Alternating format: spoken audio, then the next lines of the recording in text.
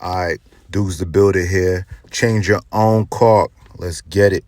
All right, over time, the caulk and the space in between started cracking, looking all nasty, not looking finished. It's bubbling, it's cracking due to products or whatever. Who knows? I don't know. I didn't like it. It was bothering me looking at it. We got a very beautiful kitchen and it was making it look stupid. So I had to get it.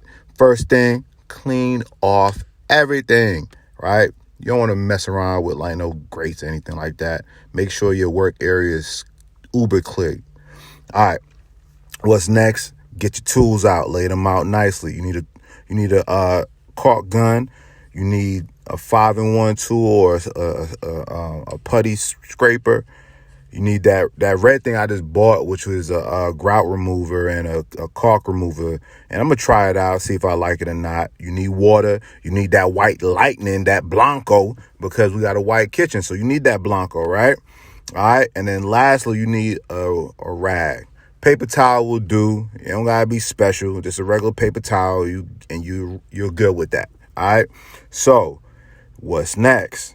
You got to clean out the caulk. Get it out, all right? Scrape it out. So I like going from the bottom first, the top second, just to make sure that everything comes out all in one, right? The less I got to clean up, the better it is for me. So that's what I do. Start from the bottom, then go to the top. Try to get one nice long strip like you see right here, all right? Then, you know what I'm saying? Make a nice, neat pile, because cleanup is annoying, but you want to make sure that's good. So I went ahead and I tried this caulk scraper. It was all right, but I went to my 5-in-1. It just got the job done. It was able to get deeper into that space, as well as I'm able to, scrape up a little bit of the excess. What's next is you want to get that sanding block.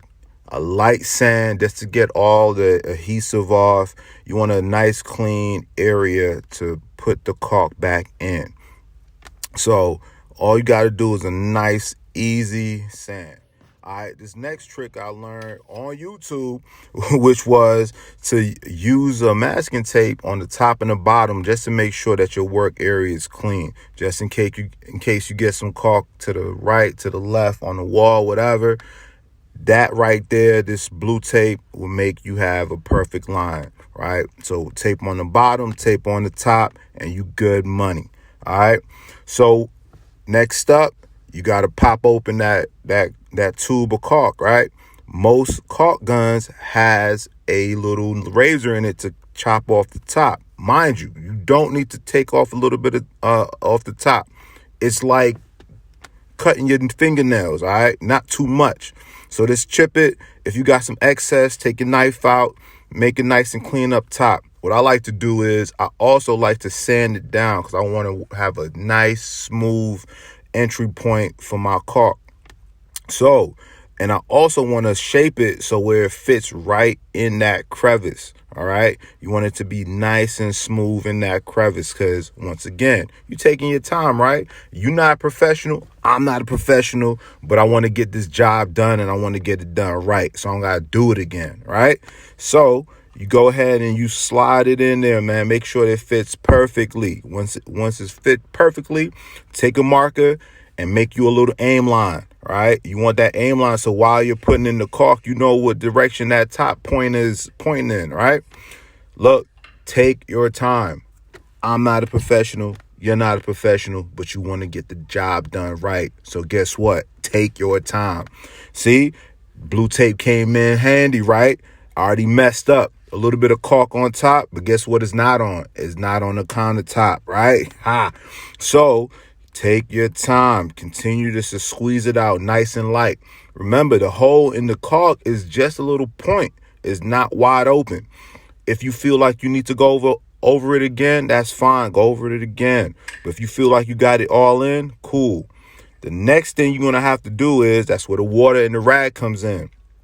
Dip your finger in the water, shake it off a little bit just so it's damp, because when it's on your finger, it's easier to wipe off on the rag. Duh. So take the water, dip it again, and then smooth it out. You want to push it in that crevice. You want to push it in there nice and tight, all right? Do you need the blue tape? Not really. But if you're not trying to mess up, this is the best thing to do right here, right? So now it's time to take off the tape. And here you go. The caulk that you put on the blue tape is going to go with the blue tape and not on the countertop. That's one less thing you got to worry about as far as cleaning up stuff, right? You know, and now you can see, as I said, I ain't professional. I'm going to mess up. And you see in this video, I messed up. But you can always fix that.